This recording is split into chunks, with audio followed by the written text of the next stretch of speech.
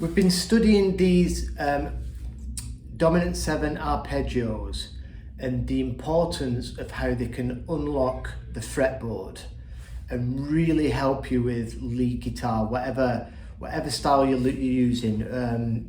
For this example, we're doing dominant 7 because the majority of us are doing blues, so it's good to learn your dominant 7 arpeggios. First of all, straight off the bat, you need to know, like, pick a key. So we're going to pick the key of A. It's a nice easy key to work with. You need to know your dominant 7 chord shapes. So it's 5 different shapes. So there's 5 different arpeggios and it makes up your cage system. So let's just look at a few chords. We've got this A7 open position. So that's the A shape, and then it goes to the G shape, which is this sort of closed, this bar chord shaped G, which we don't really do, but we're going to be looking at the arpeggio out of it. Then we've got this E shape, which we're all familiar with, and then the D shape.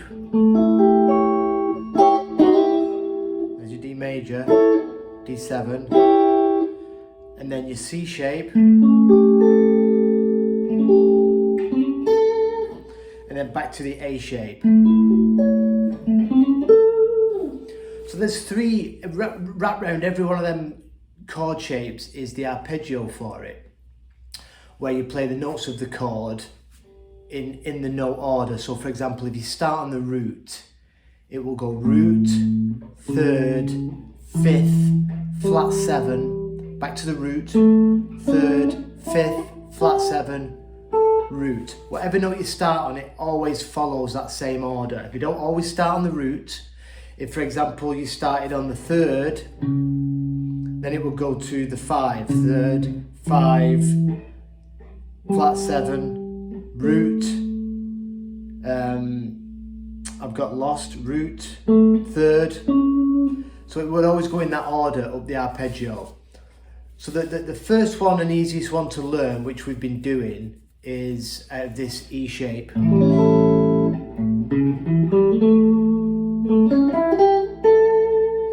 There I've moved up, instead of grabbing the final root there,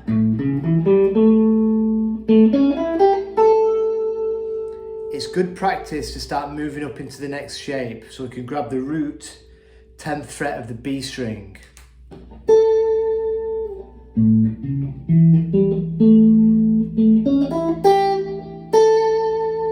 That's the arpeggio out of this E shape. Root, 3rd, 5th. For this practice, we're gonna try and notice which fingers I'm using, and that's what fingers you want to practice, because we're going to try and do this in a lead guitar sort of sense. Some of the arpeggios you do need your pinky, but I'll point that out. Root, 3rd, 5th, flat 7, root. So that's going down that whole arpeggio, the first octave. So we're here on the root and it starts again. Root, 3rd, 5th, down this triad. Root, 3rd, 5th, flat 7 there, 7th fret, 8th fret, sorry, of the B. Root or root there, and that kind of also outlines this A minor pentatonic.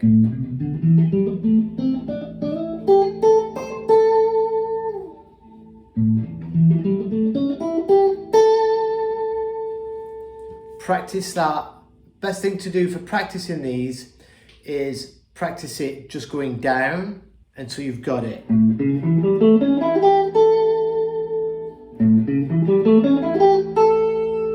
Then practice it down and up.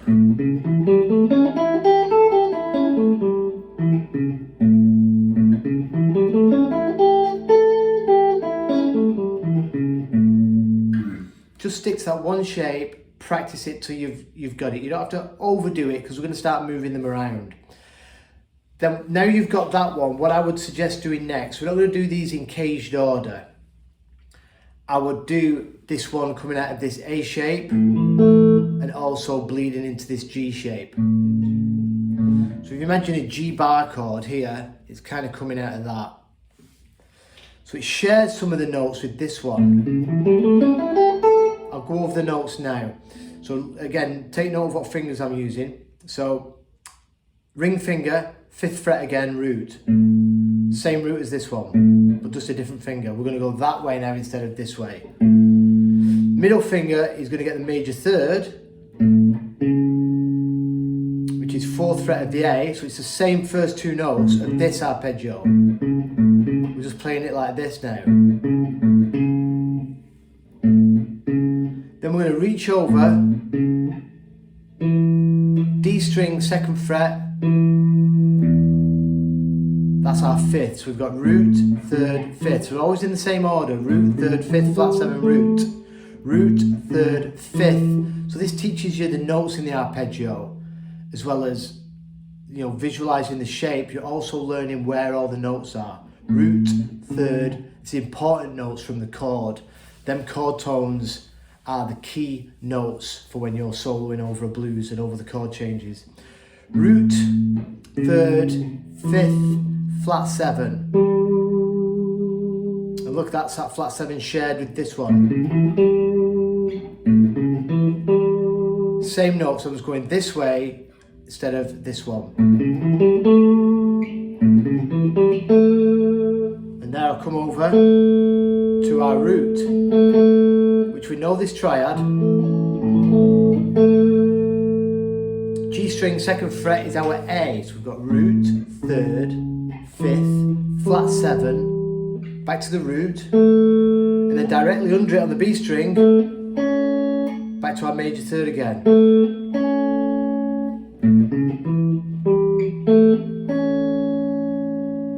So now we need our 5th, which is same string but on the 5th fret. There's our 5th. And then our flat 7, high E, 3rd fret. And then back to our root, which we know, 5th fret, high E. So we get this shape. That's how you want to practice it. And that's the same as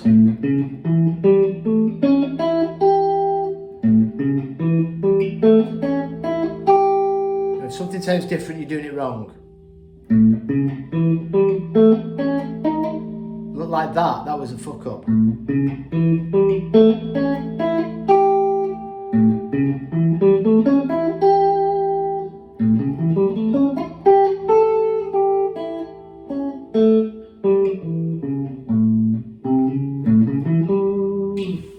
Learn them to, just for now, just learn them going down, then try and learn them coming up. It's important just to do this a little bit at a time. Just set yourself to like 20 minutes a day and just work on one arpeggio, because once you start blending these together, once you start working on just these 2, when you come over to do the rest of them, it's a bit easier because you've already practiced some in a different shape. So the theory and the concept all gets that little bit easier. That it's like a snowball effect. You roll the snowball and it naturally just gets a lot more snow and a lot more momentum. It gets bigger. It's exactly the same. The more you learn, the more you automatically learn as well.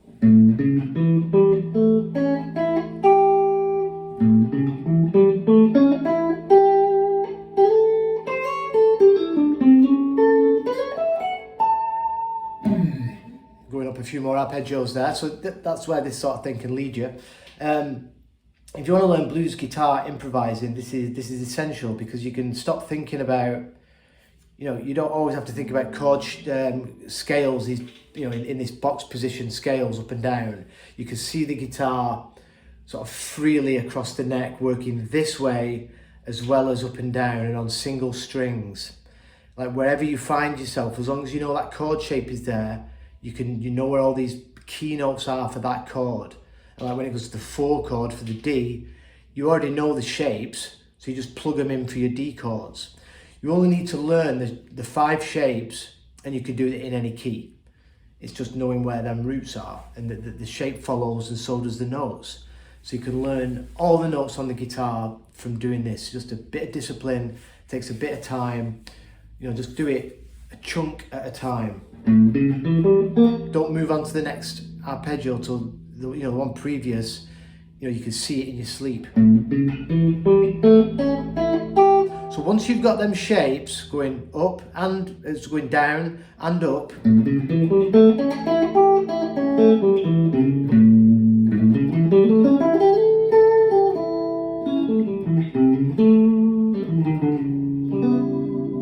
once you've got them going up and down, we want to start blending them in with each other. So we'll start on this shape then. We're going to go down this one and then up the next one. So this is the example.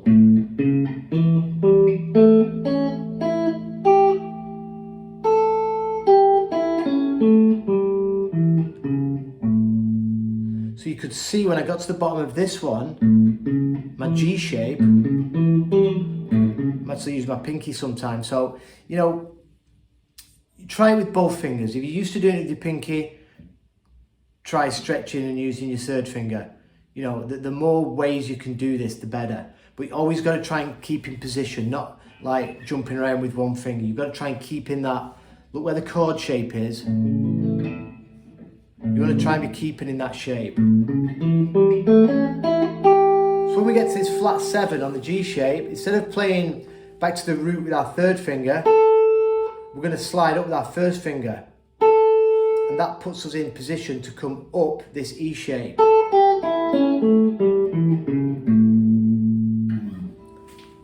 And that's what you want to do to begin with these arpeggios, is going down this one, up the next one.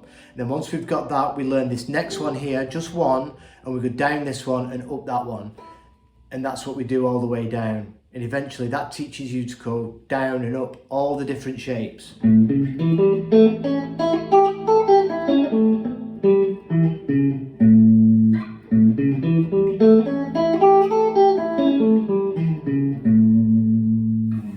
Again, super slow.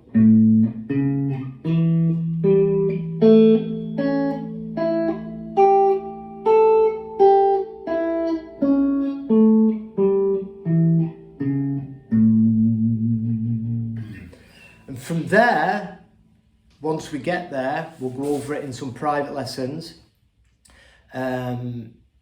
We start working on, we want to be doing this in a 1-4-5. You don't just want to stay on one chord. We do to begin with to learn them if you want, but it's good to start moving to the 4 chord. So the 4 chord of a blues in A is D. So we want to start thinking about our D arpeggios. So here we've got the C shape for D and the A shape for D. So that's 2 brand new shapes. Once you learn D in them 2 spots, you've learned 4 of the shapes. There's only one more shape to learn, then you've got them all. You just do them in different spots. So here's our D. So our D root is right next to the major 3rd for our 1 chord, for our A. So I'm going to go down the A here, up the A here, and then I'm going to pick up the D and go down it here.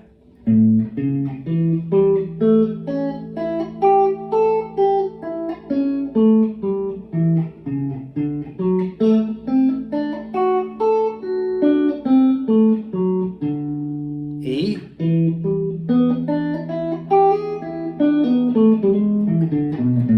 A,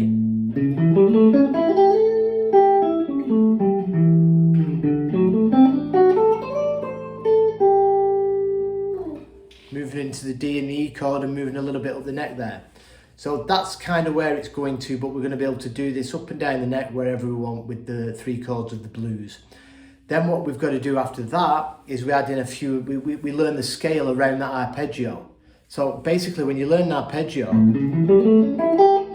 you're learning the keynotes of the mixed Lydian scale anyway. We just had to add in a few more notes here and there, and you've got the whole scale. And we've got our minor pentatonic, which we know.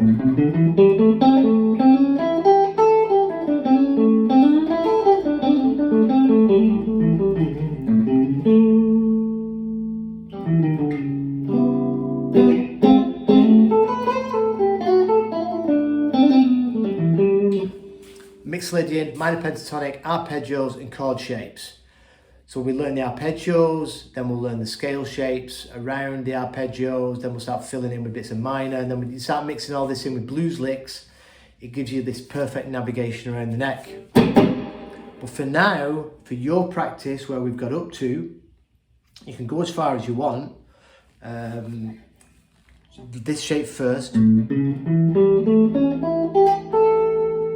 moving it up to this root.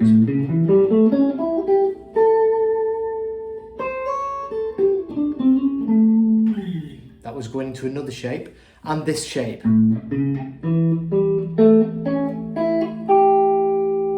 Just them two shapes. Whichever one you find easiest, learn first.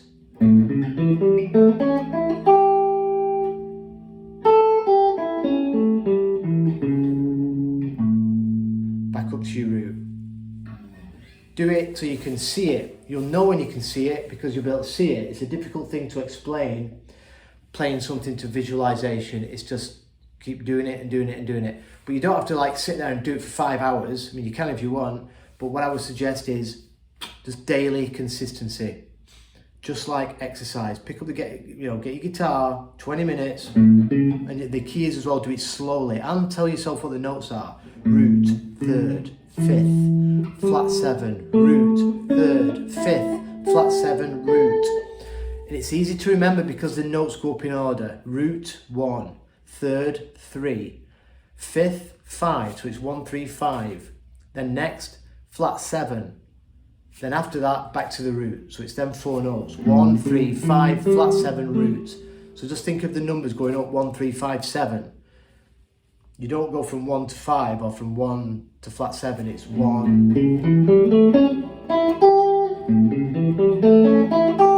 And that's the order for all the arpeggios. Sometimes you start on a different note, but it always goes up. If you start on the third, it goes to the fifth, then the flat 7, then the root, and so on.